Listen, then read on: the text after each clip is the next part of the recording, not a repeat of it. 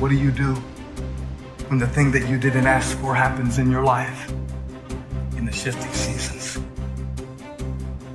I don't care how good you are, I don't care how talented you are. There are some times when things aren't going to go right, and you have to deal with it. You can find yourself stressed out.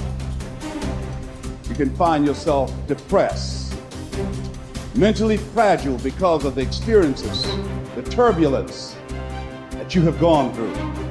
You can experience enough pain in life that it can clobber you to the ground, and you believe you can't do it. You believe that this is it for you. No, it's not.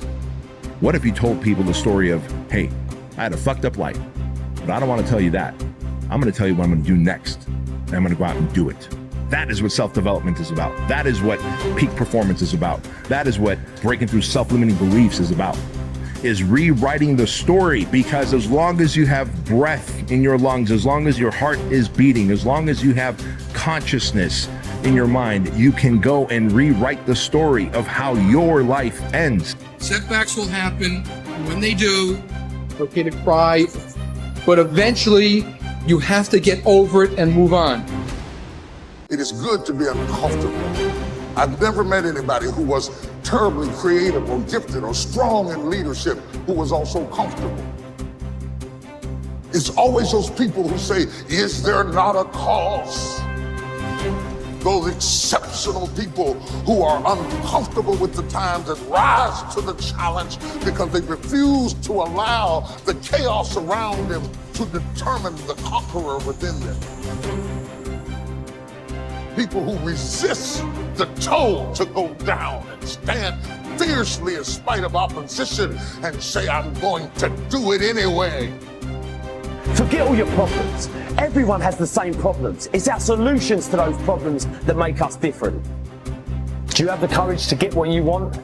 It takes courage to achieve your goals, man. It's easy to give up.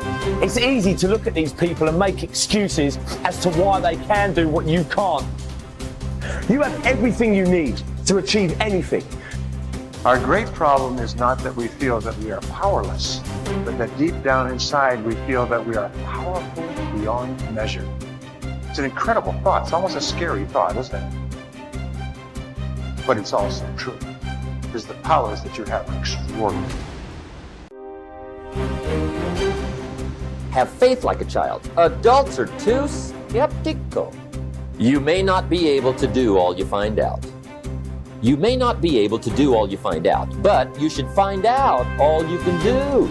See, you don't want to wind up at the end of your life and discover that you've lived only 1/10 of it. And the other 9/10 went down the drain. Be curious. Get excited like a child over your ability to make yourself do anything for change. The law of use. And it goes something like this. Whatever you don't use, you lose. Lack of use causes loss. You lose automatically when you quit. The same thing goes for all the human virtues. Ambition, unused, declines. Strong feelings, unused, diminish. It doesn't grow. Faith, unused, decreases. It's a law. Today unused is lost. A talent unused is lost. An ability unused is lost. So here's one of the key expressions of the evening. Take a new inventory of yourself. Starting tomorrow, new project. Take a new inventory and make sure that all of your talent and ability and mentality and ingenuity and vitality and strong feelings, faith, courage, make sure that all you've got's being used. Otherwise, you lose. Repetition, repetition, repetition. Go over it. And if you repeat it, go over it, sure enough, someday, some mysterious day, the idea takes root, starts to grow, and shows up in your personality and your lifestyle. I don't care where you come from. I don't care where you were raised. I don't care what color you are. I don't care what gender you are. I don't care about any of that if you invest in yourself consistently, if you do the work consistently, 1 + 1 is always going to equal 2. 10 years of motherfucking work is going to pay off. Dig deep. Take accountability for your goals, dreams, and aspirations. Ain't nobody gonna give you nothing. Ain't nobody gonna give you nothing you ain't working for. And the reason why some of you can't get to that next level, we don't have enough stuff in you to push you to get through some of the hell you gotta go through. That house ain't gonna get you through that hell. That car ain't gonna get you through that hell. You only go to another level when you're on this level and you eating out of trash cans and you say, enough is enough. I'll do whatever it takes. Do you, be you, for you. Right.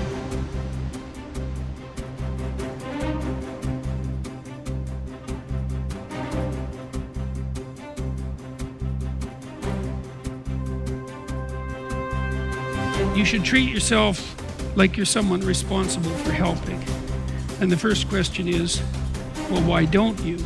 And the answer is, well, there's a lot wrong with you, you know? And it's hard to exercise enough love and care in a deep and non-naive way to care properly for something like that. It's an encouragement to assume, to act out the proposition that even if life is as difficult as it seems to be, and if you're as vulnerable and weak in a fundamental sense as you definitely are, and characterized by this terrible propensity for the infliction of voluntary suffering on yourself and others, and that destructive tendency, that there's still something within you that's so remarkable and so aligned with order and being in the proper manner that you can climb above that, let's say like Abel, and that you can make the proper sacrifices, and that you can set yourself right, and you can set your family right,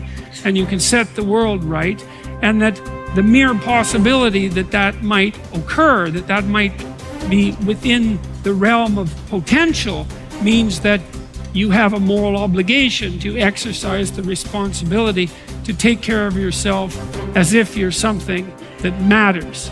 And that if you did that properly, it might turn out that what you did would matter, that it would matter to you, that it would be meaningful in the way that things that matter are meaningful, and that it would matter to everyone around you. If you aim to be something you are not, you will always fail. Aim to be you. Aim to look and act and think like you. Aim to be the truest version of you. Embrace that you-ness. Endorse it. Love it. Work hard at it. And don't give a second thought when people mock it or ridicule it. Most gossip is envy in disguise. I believe that what we become depends on what our fathers teach us at odd moments, when they aren't trying to teach us. We are formed by little scraps of wisdom. Maturity is the ability to live fully and equally in multiple contexts.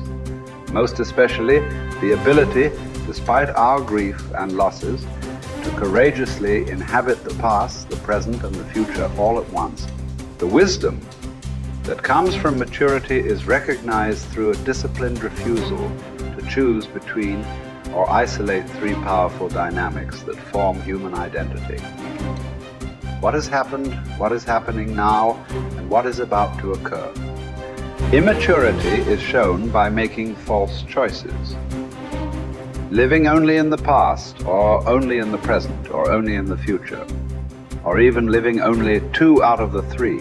Maturity is not a static arrived platform where life is viewed from a calm, untouched oasis of wisdom, but a living elemental frontier between what has happened, what is happening now, and the consequences of that past and present. First imagined and then lived into the waiting future. Maturity calls us to risk ourselves as much as immaturity, but for a bigger picture, a larger horizon, for a powerfully generous outward incarnation of our inward qualities, and not for gains that make us smaller, even in the winning. People say that what we're all seeking is a meaningful life. I don't think that's what we're really seeking. I think that what we're seeking is an experience of being alive, so that our life experiences on the purely physical plane will have resonances with our own innermost being and reality, so that we actually feel the rapture of being alive. Believe me, there is no such thing as great suffering, great regret, great memory. Everything is forgotten, even a great love.